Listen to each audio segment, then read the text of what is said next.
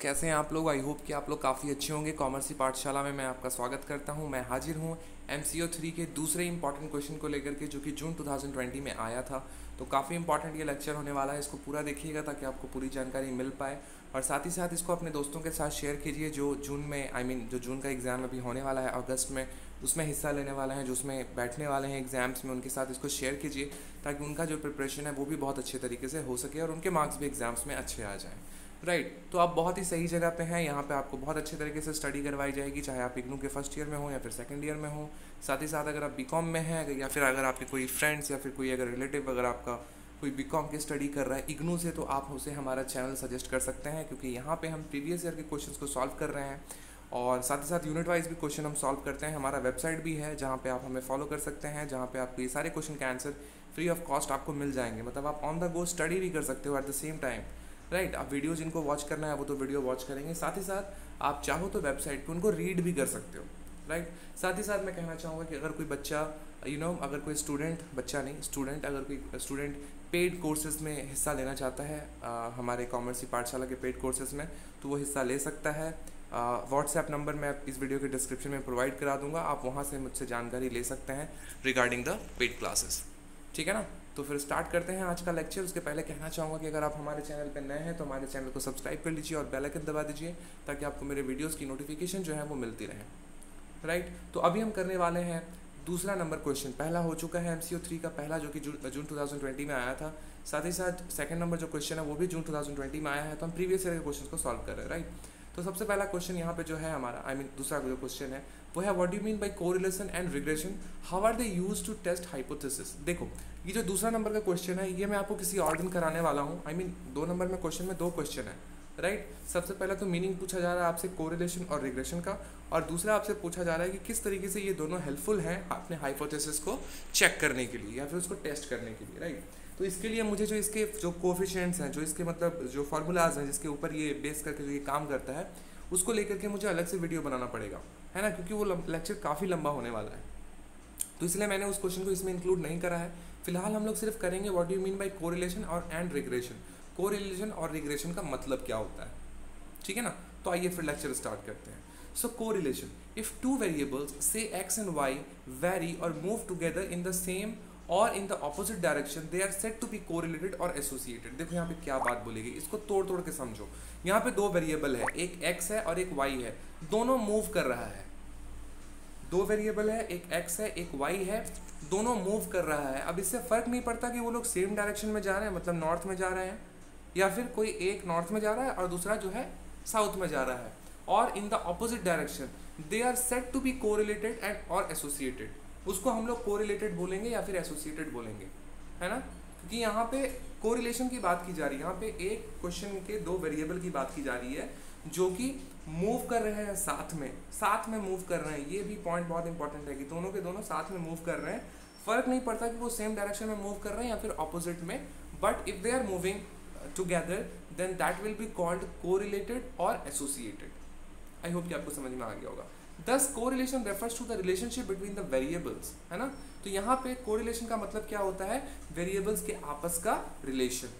correlation यार नाम से पता चल रहा है, correlation का मतलब क्या है कि आप correlate कर रहे हो किसी चीज़ के साथ, आप खुद का relation establish कर पा रहे हो, correlate कर पा रहे हो, है ना। Generally we find the relationship in certain types of variables, ठीक है ना। इन जनरल अगर बात की जाए तो रिलेशनशिप जो है हमें डिफरेंट टाइप्स ऑफ वेरिएबल्स में मिल जाते हैं। अब कैसे मिल जाते हैं इसका एग्जांपल समझना जरूरी है। तो देखिए यहाँ पे एक एग्जांपल भी दिया हुआ है। For example a relationship exist between income and expenditure. Obviously, है ना, एक रिलेशन एग्जिस्ट करता है इनकम और एक्सपेंडिचर के ऊपर, क्योंकि जितने आपके इनकम होंगे उतने ही आपके खर्चे होंगे, है ना। तो इनकम और एक्सपेंडिचर के बीच में एक को रिलेशन है, आपस में एक रिलेशन है। ऐसा तो हो नहीं सकता कि आपका जो है मंथली इनकम 5,000 रुपये का है और आप खर्च जो है 10,000 रुपये कर रहे हो।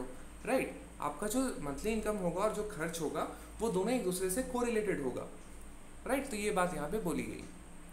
उसके अलावा देखो एब्सेंटीज्म एंड प्रोडक्शन, ये भी एक इम्पॉर्टेंट है ना। बट मतलब लोग नहीं आ रहे हैं तो प्रोडक्शन में कमी आएगी, लोग ज़्यादा आएंगे तो प्रोडक्शन भी ज़्यादा होगा। Right advertisement expenses and sales, advertise अगर आप करोगे किसी चीज़ की तो आपके सेल्स में बढ़ोतरी होगी, अगर आप एडवर्टाइज नहीं करोगे तो फिर आपकी सेल्स की बढ़ोतरी भी नहीं हो पाएगी। राइट आई होप कि आपको समझ में आ रहा है। Existence of the type of relationship may be different from one set of the variable to the another set of variable. अब देखो जो यहाँ पे सेट ऑफ वेरिएबल की बात की जा रही है, यही मैं कह रहा था कि दो क्वेश्चन यहाँ पे बोले जा रहे हैं, दो वेरिएबल की यहाँ पे बात की जा रही है, तो यहाँ पे जो दो वेरिएबल है उसके सेट अलग अलग होंगे, राइट। तो सपोज कोई एक सेट है जहाँ पे दो वेरिएबल है, तो उनके बीच का जो रिलेशनशिप है वो दूसरे सेट के दोनों वेरिएबल के बराबर नहीं हो सकता। जरूरी नहीं है कि सेम हो, वो डिफरेंट भी हो सकता है, ठीक है। तो हम लोगों ने बात कर ली कोरिलेशन की, अब हम बात करेंगे रेग्रेशन की कि रेग्रेशन का क्या मतलब होता है।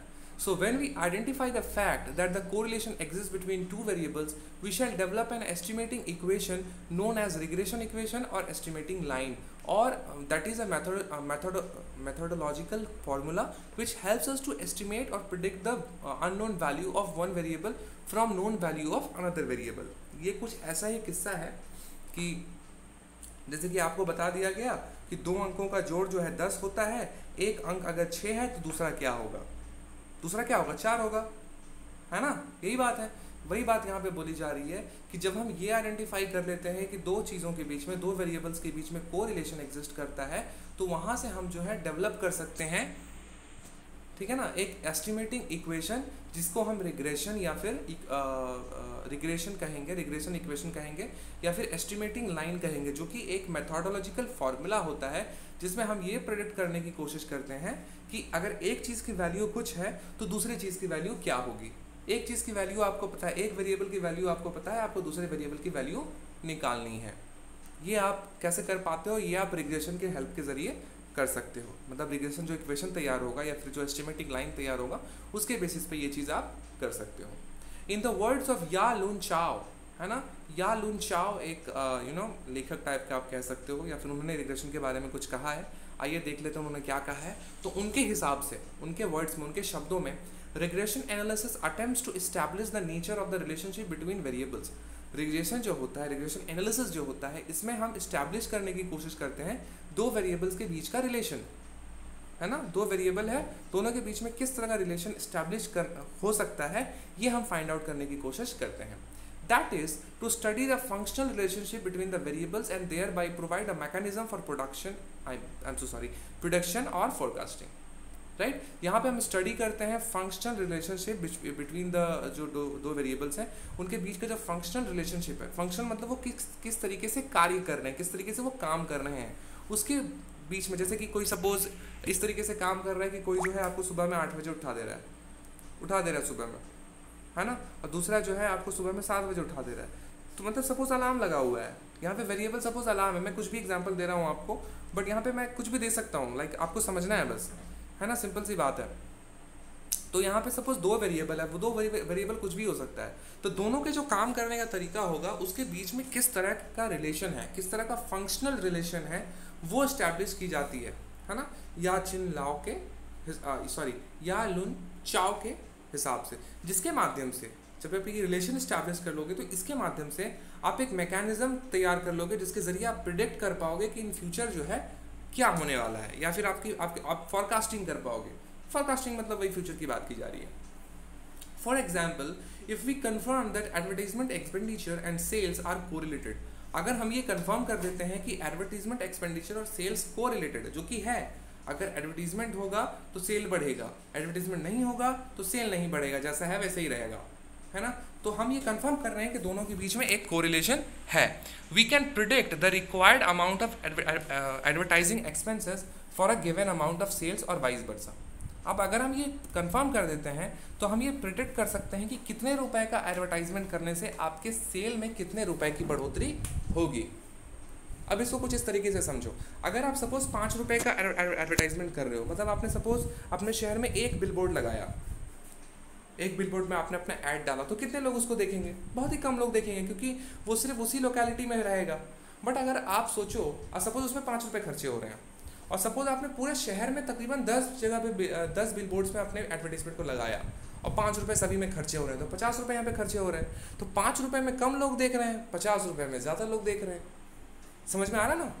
तो ये इस तरीके से काम करता है कि जो ये वाइस वर्सा है, मतलब आप जितना पैसा लगाओगे आपका एडवर्टीजमेंट, आपका सेल जो है उतना ज़्यादा होगा। ओके, दस the statistical method which is used for prediction is called regression analysis. तो तो वो स्टैटिस्टिकल मेथड जिसके माध्यम से आप प्रिडिक्शन कर पाते हो उसे ही हम लोग कहेंगे regression analysis. I hope you get the point. And when the relationship between the variable is linear, the technique is called simple linear regression. एक और definition यहाँ पे दे दिया गया कि regression अगर आपका simple है, मतलब अगर linear है, अगर दोनों variable एक साथ ही move कर रहे हैं, एक साथ ही चल रहे हैं, अगर linear है तो उसे हम कहेंगे simple linear regression. राइट तो ये क्वेश्चन अगर आपसे एग्जाम में पूछा जाए कि what do mean by correlation and regression, तो आई गेस आप इसका जवाब बहुत ही आसानी से दे सकते हो। ठीक है, अगर आपको ये वीडियो पसंद आया है तो please please please like comment और शेयर कर देना, साथ ही साथ सब्सक्राइब कर देना और उसके बाद जो बेल आइकन आपको दिखाई देगा उसको भी क्लिक करके आप उसको ऑन कर देना ताकि नोटिफिकेशन आपको मिलती रहें जब भी मैं किसी तरह का वीडियो अपलोड करता हूँ तो। राइट आप हमारे साथ डिफरेंट सोशल मीडिया प्लेटफॉर्म्स पे जुड़ सकते हैं जहाँ पे मैं स्टेटस अपडेट करते रहता हूँ, तो आप काइंडली मुझे वहाँ पे फॉलो कीजिए। साथ ही साथ अगर आपको किसी भी तरह का क्वेश्चन अगर आप मुझसे पूछना चाह रहे हैं, किसी भी तरह का सजेशन, किसी भी तरह का डाउट अगर आपके मन में है तो please ask me in the comment section, I will try to solve your all your questions. ठीक है ना, तो भाई मिलते हैं अगले क्लास में, अपना ख्याल रखिए, बाय।